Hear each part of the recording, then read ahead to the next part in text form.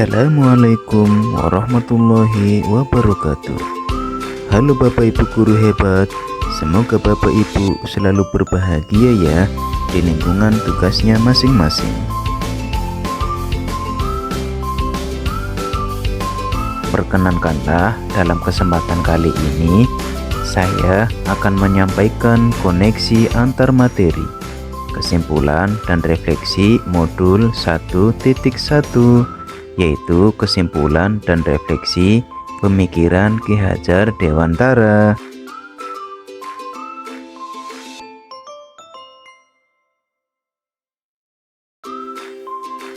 Pertanyaan pemantik dalam membuat kesimpulan dan refleksi terhadap pemikiran-pemikiran Ki Hajar Dewantara. 1. Apa yang Anda percaya tentang murid dan pembelajaran di kelas sebelum Anda mempelajari modul 1.1? 2. Apa yang berubah dari pemikiran atau perilaku Anda setelah mempelajari modul ini? 3. Apa yang dapat segera Anda terapkan lebih baik agar kelas Anda mencerminkan pemikiran Ki Hajar Dewantara?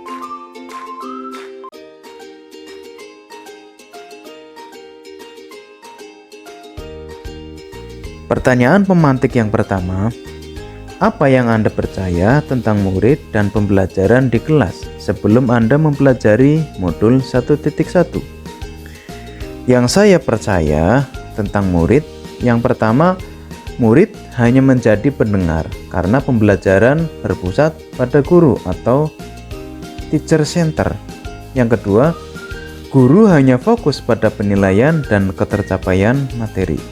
Yang ketiga, guru fokus pada anak tertentu saja, terutama yang aktif dan pintar. Yang keempat, sebagian siswa pasif dan motivasi belajarnya menjadi rendah. Yang kelima, murid banyak yang datang terlambat dan minta jam kosong.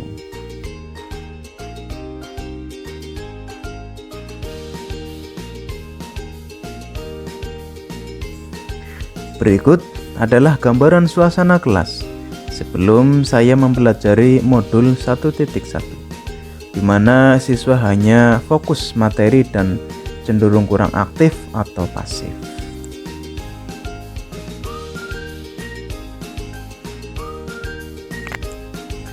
Pertanyaan pemantik kedua, apa yang berubah dari pemikiran dan perilaku saya setelah mempelajari modul 1.1? Saya merubah pemikiran. Yang pertama, guru bukan satu-satunya sumber belajar. Jadi, saya menuntun anak didik saya atau saya menuntun murid saya untuk mencari sumber yang lain yang dapat dijadikan sebagai sumber belajar.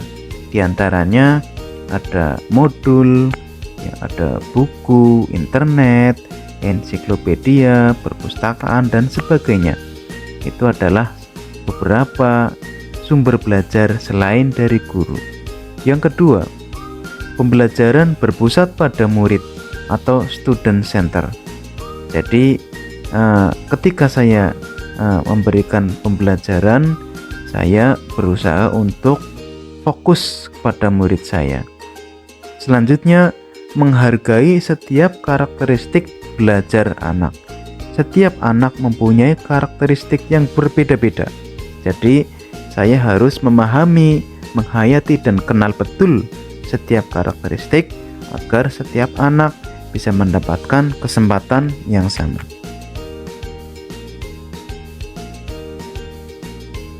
Selanjutnya adalah merubah perilaku. Saya mencoba mendesain pembelajaran ini agar lebih menarik dan disukai oleh anak. Karena anak-anak terkadang merasa bosan, merasa jenuh karena desain pembelajaran yang kita sampaikan ke anak itu menurut mereka kurang menarik.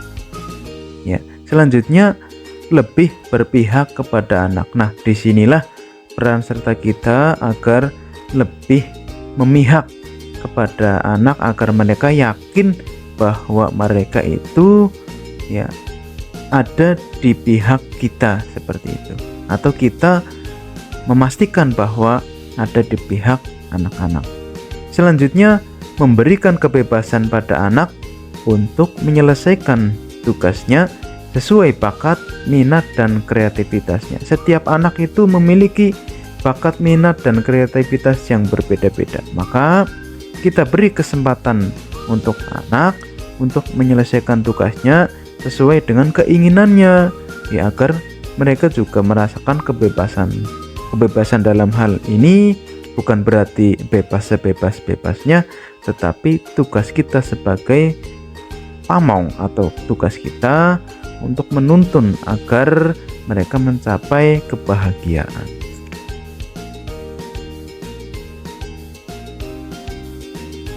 Pertanyaan pemantik yang ketiga yaitu, apa yang dapat segera Anda terapkan lebih baik agar kelas Anda mencerminkan pemikiran Ki Hajar Dewantara? Yang pertama yang saya lakukan adalah mendesain pembelajaran yang interaktif dan menyenangkan dengan melibatkan seluruh peserta didik di dalam kelas. Yang kedua, menerapkan pembelajaran berbasis kearifan lokal dan budaya setempat. Yang ketiga, menerapkan konsep merdeka belajar dan mengintegrasikan setiap pembelajaran dengan pencapaian profil belajar Pancasila. Yang keempat, pembelajaran yang mengutamakan aspek budi pekerti dan akhlak mulia.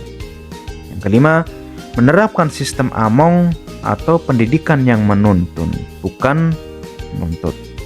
Yang keenam, pembelajaran yang sesuai kodrat alam dan kodrat zaman. Yang ketujuh atau yang terakhir, mengintegrasikan permainan dalam pembelajaran. Ini semua demi untuk mendapatkan hasil pembelajaran yang diharapkan bisa mencapai kebahagiaan dari murid. Seperti itu.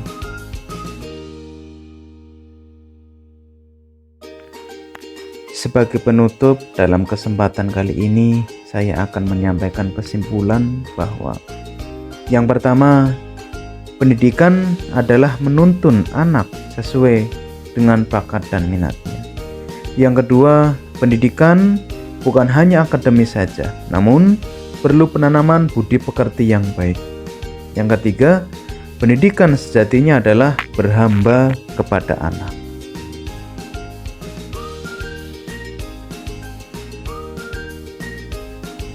Sekian dan terima kasih.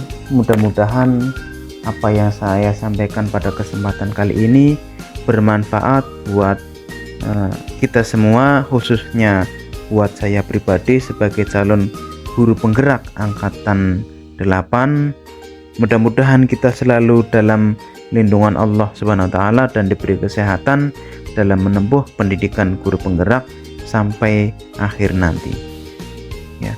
Jangan lupa like, komen, dan subscribe-nya agar channel saya ini dapat berkembang lebih maju lagi.